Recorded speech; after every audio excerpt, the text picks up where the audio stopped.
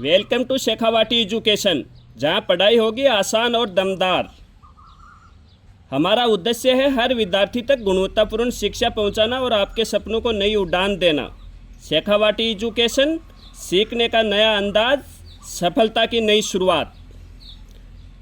आज है 4 जून 2026 और 4 जून 2026 से संबंधित राजस्थान करंट अफेयर्स के जितने भी महत्वपूर्ण क्वेश्चन बनेंगे, जो सभी प्रतियोगिता परीक्षाओं के लिए महत्वपूर्ण होंगे, हम करेंगे आज के क्वेश्चन। पहले करते हैं कल के क्वेश्चनों का रिवीजन। पंच गौरव योजना के तहत एक जिला एक पर्यटन स्थल के रूप में जयपुर जिले के किस स्थल का चयन किया गया है? आमेर दुर्ग का। किसका किया गया था? आमेर दुर्ग का।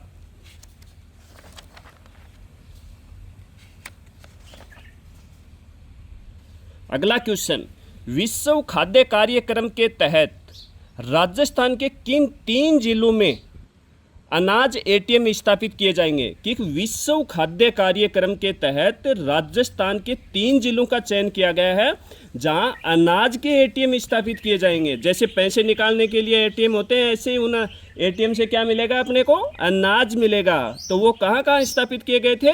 जयपुर, भरतपुर, बीकानेर। अगला क्वेश्चन, दिव्यास्त्र MK1 आत्मघाती ड्रोन के बारे में असत्य कथन। ए, दिव्यास्त्र MK1 ड्रोन का सफल परीक्षण जोधपुर राजस्थान में किया गया है। बिल्कुल सही है। दिव्यास्त्र MK1 लॉन्ड्रिंग मोनिशन कामिकाजा ड्रोन श्रेणी का हथियार है, मतलब आत्मघाती हथियार है। सही है। दिव्यास्त्र का प्रमुख उपयोग ICR और प्रेसिजन स्ट्राइक दोनों में होता है। बिल्कुल। Divyastra MK make in India defence ecosystem पहल से जुड़ा हुआ है। बिल्कुल। और यह होवरिट द्वारा विकसित है। तो इसके सभी कथन क्या थे? सत्य थे। अगला क्वेश्चन देखो, राजस्थान विश्वविद्यालय जयपुर के किस शोधकर्ता ने हिमालय में 7 नई कवक प्रजातियों की खोज की थी? तो किसने की थी? डॉक्टर योगेश जोशी ने। भारत में 2026 में आबा आयुष्मान भारत हेल्थ अकाउंट खाते 90 करोड़ खोले गए हैं। इसमें प्रथम व द्वितीय स्थान किसने प्राप्त किया है? तो प्रथम स्थान महाराष्ट्र ने प्राप्त किया था, द्वितीय स्थान राजस्थान ने प्राप्त किया था। तो ये कल के क्वेश्चनों का रिवीजन हो गया है। आज देखें आज के क्वेश्चन। राजकाज पोर्टल 2.0 डिजिटल गवर्नेंस, मतलब राजकाज शब्द से ही प्रतीत होता है कि राज्य सरकार के काज मतलब कार्य। पोर्टल कौन सा है? 2.0 डिजिटल गवर्नेंस। क्या है ये? यह राजस्थान सरकार का एक एकीकृत डिजिटल प्लेटफॉर्म है। कैसा प्लेटफॉर्म है? Digital platform. और आज का जमाना ही डिजिटल है। जो प्रशासनिक कार्य प्रणाली में पारदर्शिता, जो प्रशासनिक कार्य प्रणाली है अपने राज्य की, उसमें पारदर्शिता लाना और पेपरलेस कार्य संस्कृति को बढ़ावा देना। पेपरलेस मतलब पेपर पर वर्क न करके सीधा डिजिटल वर्क करना। इसके प्रमुख आंकड़े क्या हैं? वर्तमान में इससे 71 विभाग और 57,000 से अधिक कार्यालय जुड़ चुके हैं। मतलब जो राजकाज पोर्टल है उससे कितने विभाग जुड़ चुके हैं? 71 तो विभाग जुड़ चुके हैं। और कार्यालय कितने जुड़ चुके हैं? 57,000 कार्यालय जुड़ चुके हैं जो डिजिटल पेपरलेस वर्क कार्य कर रहे हैं। इसके माध्यम से अब तक 50 लाख से अधिक फाइलों का सर्जन किया जा चुका है। कितने लाख फाइलों का सर्जन किया जा चुका है? 50 लाख फाइलें, मतलब ऑनलाइन चढ़ चुकी हैं, डिजिटल रूप धारण कर चुकी हैं। उनका ऑफलाइन डाटा से ऑनलाइन कर दिया गया है। IPR और मूल्यांकन, राजकाज 2.0 के माध्यम से 8 लाख से अधिक कार्मिकों ने अपना अचल संपत्ति विवरण IPR, मतलब जो राज्य कर्मचारी होते हैं उनको IPR बनना पड़ता है, अचल संपत्ति विवरण देना पड़ता है कि हमारे पास क्या क्या है संपत्ति में, अचल संपत्ति में। तो वो कितने कार्मिकों ने किया है? 8 लाख कार्मिकों ने। और 3 लाख से अधिक कार्मिकों ने वार्षिक मूल्यांकन प्रतिवेदन मतलब APR किया है, एनुअल मूल्यांकन ऑनलाइन प्रस्तुत किया है। अब इस पर क्वेश्चन देखो कि किस प्रकार का क्वेश्चन आ सकता है। तो राजकाज पोर्टल 2.0 डिजिटल गवर्नेंस के बारे में असत्य कथन है। इसका असत्य कथन क्या है? तो ए में देखो, राजकाज पोर्टल 2.0 राजस्थान सरकार से संबंधित है, बिल्कुल सही है। राजकाज पोर्टल 2.0 का मुख्य उद्देश्य कि सरकारी कार्यालयों को डिजिटल कार्यस्थल देना। इसका मुख्य उद्देश्य क्या है कि जो सरकारी कार्यालय हैं उनको डिजिटल रूप दे देना। राजकाज यूनिफाइड इंटरप्राइज प्लेटफॉर्म है, बिल्कुल ये भी सही है। वर्तमान में 71,000 विभाग और 57,000 से अधिक कार्यालय जुड़ चुके हैं, ये भी सही है। तो इसके सभी कथन क्या है? सत्य हैं। अगला क्वेश्चन देखो, IFMS 3.0, तो IFMS की फुल फॉर्म क्या है? Integrated financial management system. IFMS 3.0 इसकी फुल फॉर्म क्या है? इंटीग्रेटेड फाइनेंशियल मैनेजमेंट सिस्टम 3.0, इसमें वर्जन यूज हो रहा है। ये किस नोडल विभाग के अंतर्गत आता है? तो वित्त विभाग, राजस्थान सरकार। IFMS 3.0 किस नोडल विभाग के अंतर्गत आता है? वित्त विभाग, राजस्थान सरकार। ये चर्चा में क्यों है अभी? हाल ही में मुख्य सचिव की अध्यक्षता में इस पर वेबिनार आयोजित हुआ है। किस पर हुआ है? IFMS पर। राजस्थान की इस आधुनिक वित्तीय प्रबंधन प्रणाली, तो ये कैसी प्रबंधन प्रणाली है? आधुनिक, टेक्निकल, वित्तीय, वित्त से संबंधित, रुपयों से संबंधित प्रबंधन प्रणाली का अध्ययन अब देश के अन्य राज्य भी कर रहे हैं। मतलब राजस्थान ने इसकी शुरुआत की थी और ये IFMS इतनी अच्छी आधुनिक वित्तीय प्रबंधन प्रणाली है कि अभी राजस्थान की देखकर अन्य राज्य भी इसको अपना रहे हैं। आगामी सुधार, अभी इसमें जो मुख्य सचिव की अध्यक्षता में वेबिनार हुआ है उसमें आगामी सुधार करने के लिए क्या पॉइंट उठाए गए हैं कि IFMS 3.0 को अधिक यूजर फ्रेंडली बनाने के लिए इसमें आर्टिफिशियल इंटेलिजेंस AI तकनीकों का उपयोग और मजबूत साइबर सुरक्षा प्रोटोकॉल लागू किए जा रहे हैं। मतलब क्या बता रहे हैं कि इसके अंतर्गत आर्टिफिशियल इंटेलिजेंस का प्रयोग किया जाएगा। AI, आज का ज़माना किसका है? AI का। कुछ भी करो डिजिटल, सब में AI का यूज हो रहा है। तो AI का यूज किया जाएगा IFMS 3.0 में। और मजबूत साइबर सुरक्षा प्रोटोकॉल, वित्तीय संबंधित मामला है भाई, पैसे होते हैं इसमें, तो इसको सुरक्षा प्रोटोकॉल भी लागू किया जाएगा, बिल्कुल सुरक्षित।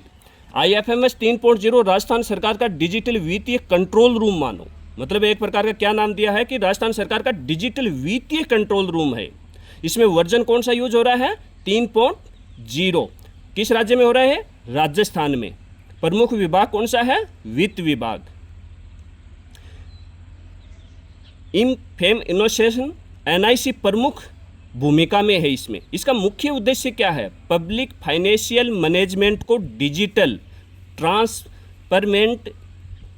ट्रांसपेरेंट ऑफ अकाउंटेबल बनाना। मतलब इसका मुख्य उद्देश्य क्या है कि पब्लिक फाइनेंशियल मैनेजमेंट को डिजिटल बनाना, ट्रांसपेरेंट और अकाउंटेबल बनाना। की मॉडल कौन से हैं इसमें?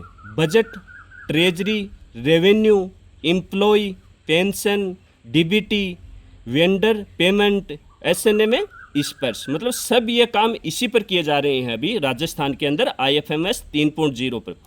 IFMS 3.0 को Skoch silver category in finance में विनर बताया गया है 2025 में। ये इसके लिए बहुत मोस्ट है कि राजस्थान सरकार का जो IFMS 3.0 है इसको 2025 में Skoch silver category in finance का मेडल मिला है। किसका मिला है? Skoch silver category in finance में विनर घोषित किया है। ये इसके लिए बहुत मोस्ट है। ये एक मोबाइल ऐप है गवर्नमेंट एम्प्लॉय और पेंशन्स के लिए। सैलरी स्लिप, GA55 आदि इसके ऊपर देख सकते हैं अपना पूरी डिटेलमेंट। इन पूरा डाटा राजस्थान के कार्मिकों का पूरा डाटा इसी IFMS 3.0 पर है। उस पर उसका पूरा लेखीय, वित्तीय संबंधित, ऑफिशियली संबंधित पूरा डाटा सेव है। निम्न कथनों पर विचार कीजिए। अब इसके ऊपर क्वेश्चन बनाया। क्वेश्चन देखो, IFMS 3.0 राजस्थान सरकार का पब्लिक फाइनेंशियल मैनेजमेंट प्लेटफॉर्म है। बिल्कुल। IFMS 3.0 केवल किसानों के लिए बनाया गया पोर्टल है? नहीं भाई, किसानों के लिए नहीं बनाया गया है। ये कार्यालयों के लिए, कर्मचारियों के लिए, कार्मिकों के लिए बनाया गया है। C, IFMS 3.0 में बजट, ट्रेजरी, रेवेन्यू और अकाउंटिंग मॉडल शामिल हैं। बिल्कुल ये सब शामिल हैं, ये सही है। तो इसका सही उत्तर क्या होगा? 2 तो गलत है, 1 और 3, ए सही उत्तर होगा। राइजिंग राजस्थान के निवेश समझौतों के तहत डेटा सेंटर और मेडिकल साइंसेज संस्थान कहाँ स्थापित किया जा रहा है? मतलब राइजिंग राजस्थान के निवेश समझौतों के तहत डेटा सेंटर और मेडिकल साइंसेज संस्थान कहाँ स्थापित किया जा रहा है, ये आपके लिए आज का क्वेश्चन है। या आप कमेंट में देना इसका क्या उत्तर होगा। अगला देखो, bright beginnings new dawn welfare foundation की संस्थापक किसकी संस्थापक है? Bright beginnings new dawn welfare foundation की संस्थापक, जिसे हीरोज ऑफ इंडिया अवार्ड्स 2026 शिक्षा में सामाजिक सेवा के क्षेत्र में उल्लेखनीय योगदान के लिए women achiever of the year सम्मान से किससे सम्मानित किया गया है? तो किसको सम्मानित किया गया है? ज्योति महाजन को। ज्योति महाजन को सम्मानित किया गया है किसके लिए? शिक्षा और सामाजिक सेवा क्षेत्र में उल्लेखनीय योगदान के लिए। और कौन से फाउंडेशन की संस्थापक है? Bright beginnings new dawn welfare foundation की संस्थापक है। शिक्षा और सामाजिक सेवा के क्षेत्र में उल्लेखनीय योगदान के लिए इसको women achiever of the year सम्मान से सम्मानित किया गया। किसको? ज्योति महाजन को। अगला क्वेश्चन देखो, बेसिक एनिमल हस्बेंड्री स्टैटिस्टिक्स 2025 के अनुसार देश के कुल 247.87 मिलियन टन दूध उत्पादन में राजस्थान की हिस्सेदारी कितनी है? मतलब ये रिपोर्ट किसने जारी की है? बेसिक एनिमल हस्बेंड्री स्टैटिस्टिक्स 2025 के अनुसार देश में कुल कितना दूध का उत्पादन हुआ है? 247.87 मिलियन। सबसे पहले तो इसमें क्या याद रखना कि पूरे भारत देश में कितने दूध का उत्पादन हुआ है? तो 247.87 मिलियन टन दूध का उत्पादन हुआ। अब इसमें कौन से राज्य अग्रणी हैं? इसमें राजस्थान की हिस्सेदारी कितनी है? मतलब कितने प्रतिशत राजस्थान में दूध उत्पादन हुआ है? राजस्थान का स्थान इसमें कौन सा है? तो राजस्थान का स्थान इसमें दूसरा है। 14.82% दूध का उत्पादन किया है। राजस्थान का कौन सा स्थान है? दूसरा स्थान है। 14.82% दूध का उत्पादन किया है। तो सबसे अधिक दूध किस राज्य में उत्पन्न हुआ है, उत्पादन हुआ है? तो सर्वाधिक दूध का उत्पादन उत्तर प्रदेश में 15.66%। कितना है? 15.66%। दूसरे स्थान पर राजस्थान है 14.82% और तीसरे स्थान पर मध्य प्रदेश है 9.12% और चौथे स्थान पर गुजरात है 7.78%। ये पूरे याद रखने हैं, 4 जिले तो याद रखने पड़ेंगे। ऐसा क्वेश्चन पूछ लिया जाता है, मिलान करने का दे देंगे कि किस राज्य में कितना प्रतिशत दूध का उत्पादन हुआ था। तो राजस्थान से संबंधित जितने भी करंट अफेयर्स के महत्वपूर्ण क्वेश्चन थे वो अपन ने पढ़े हैं। आपको मेरा कंटेंट कैसा लगा? अगर अच्छा लगता है तो प्लीज़ चैनल को सब्सक्राइब करें और जो भी जैसा आपको लगता है वैसा कमेंट करें, मेरा मोटिवेशन बढ़ाएं। इससे आपको अच्छे से अच्छा वीडियो उपलब्ध करवाया जाएगा। जय हिंद, जय भारत, जय जय राजस्थान।